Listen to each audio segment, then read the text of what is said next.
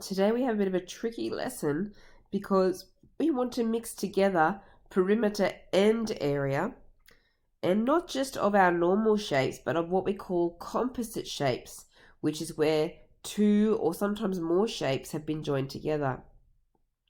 So each of these examples here says find the perimeter and the area. So there's two things we have to do for each question.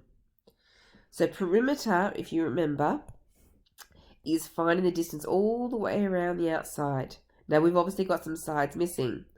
Now if this is 8 up the top, we would assume that this is 8 down the bottom. The 2 here means that this would be a 2 there.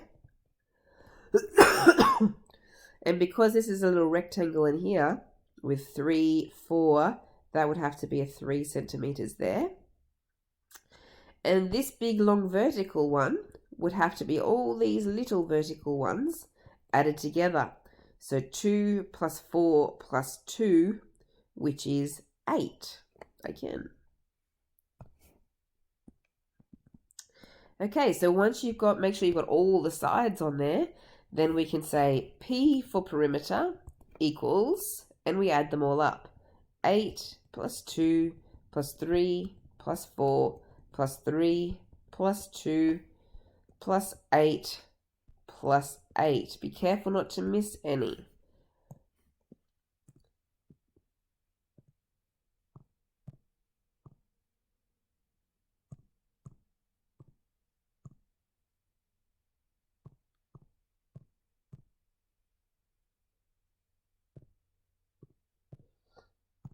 Okay, so that is 38 centimeters. Okay, so that's for perimeter. I'm going to draw a line here and change colors because now we're going to do area. Area is the amount of space a shape occupies. Now we could cut the shape down here and have 3 rectangles. But what is actually easier to do is to draw a line down here and think of it as having one big rectangle around the outside where a little rectangle has been cut out of it. Now, if a shape has been cut out of a bigger one, you want to subtract those areas. So, for our formula, we're using the area of a rectangle. So, area of a rectangle is base times height. I'm going to use capital letters for the big rectangle. And then I want to subtract off my little rectangle, which is I'm going to use little b and little h.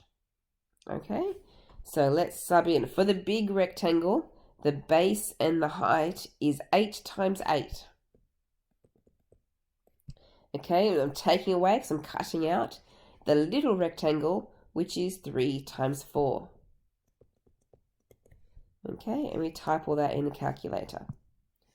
So 8 times 8 minus 3 times 4, which is 52 centimeters squared for area. Okay, let's try again. Question 2. Remember that we're doing perimeter and area. So starting with perimeter, that's the distance the whole way around the shape. Now, we have got some curvy bits here. Half a circle there and half a circle there. Or in other words, we have a whole circle. The circumference or perimeter of a circle, when we're given the diameter, because that 45 is the diameter, has the formula pi d. Okay, and then we're going to want to add on, because that will tell me the length of the curvy bits.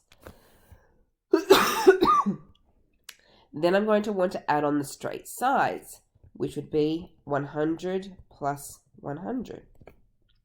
So subbing in the diameter, I have pi times 45 plus the 100 and the second 100 because of the 2 straight sides. So typing that in, pi times 45 plus 100 plus 100 is 141. How many decimal places are we meant to do? It doesn't say, so let's do 2. 341.37.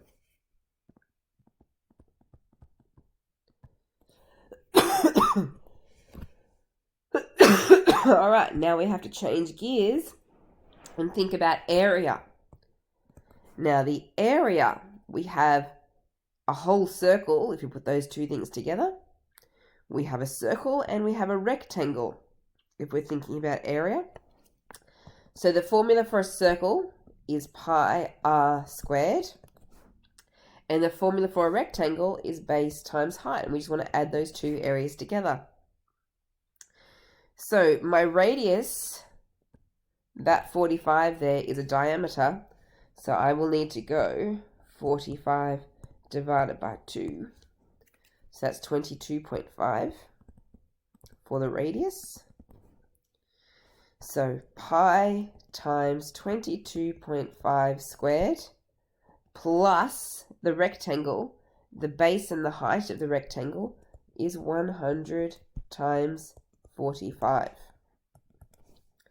Okay, let's type that in. Pi times 22.5 squared plus 100 times 45 is 6090.43.